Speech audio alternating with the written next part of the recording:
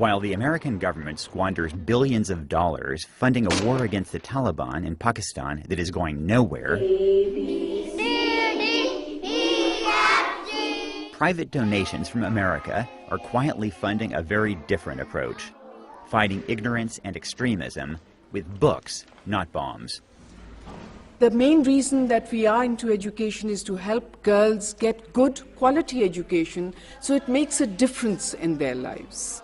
The nonprofit Developments in Literacy, or DIL, was started in California by Pakistani expatriates 11 years ago.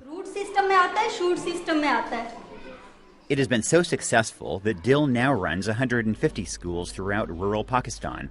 In these areas, conservative traditions are powerful, and modern education can be seen as a threat, especially for girls. Mothers who want to educate their daughters sometimes have to do it in secret.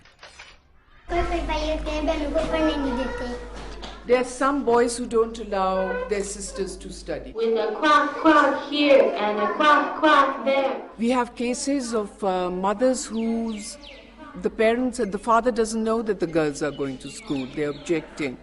And she hides the girls from the father and sends them to school. But basically when they come to us, they say, please make them educated so that they don't have to live the lives we lived.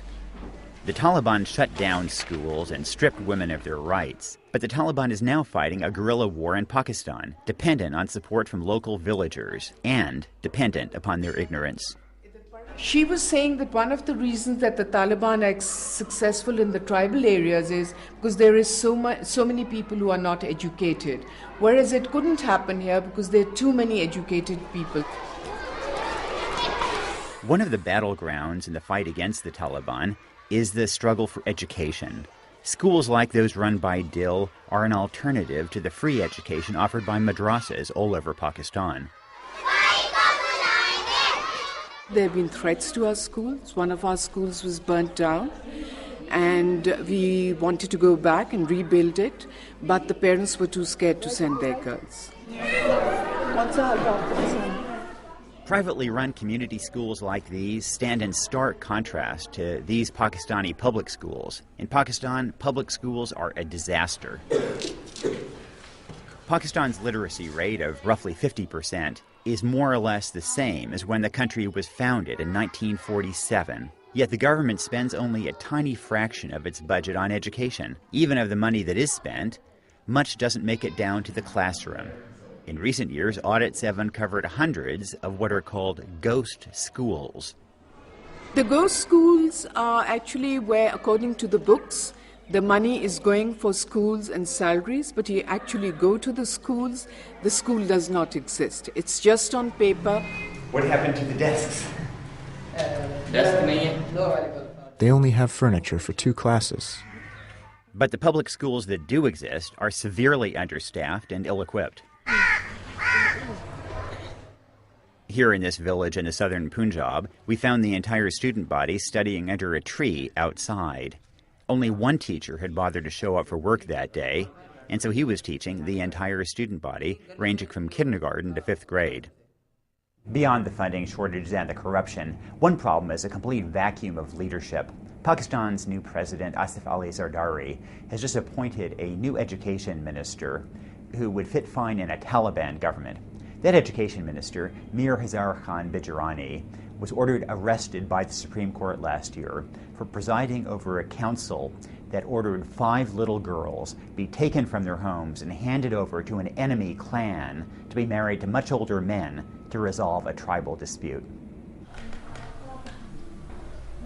While the public education system in Pakistan seems stuck in the Stone Age, DIL has made tremendous strides in rural education, attracting some 13,000 students who might otherwise remain illiterate and cut off from the larger world. Okay. So many doctors. 1, 2, 3 doctors. What about you? Teacher. Okay. The group makes a point of creating a local ownership of the schools. For instance, at the Pind Malkan School, located in a village outside Islamabad, the land for the school was donated by a local family, and all the teachers are hired from the community. Perform a job The result is a town willing to defend its school against the threat of fundamentalism. After very difficulty, we have built this school and we are looking after this school like our houses. We cannot allow Salman to come and destroy this house.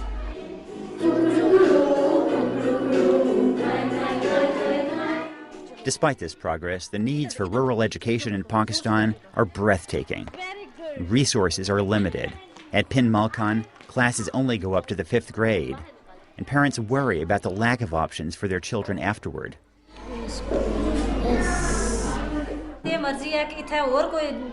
For us, it is better if the school is upgraded to class 10, because there is nowhere else my girl could go. Barack Obama has pledged more involvement in Afghanistan and Pakistan. If he wants to make a real difference, President Obama would be wise to fund NGOs like DIL that provide education rather than simply send more military aid to Pakistan. The problem is that Pakistan's army and elites often see the enemy as India, when the country's greatest enemy is actually illiteracy.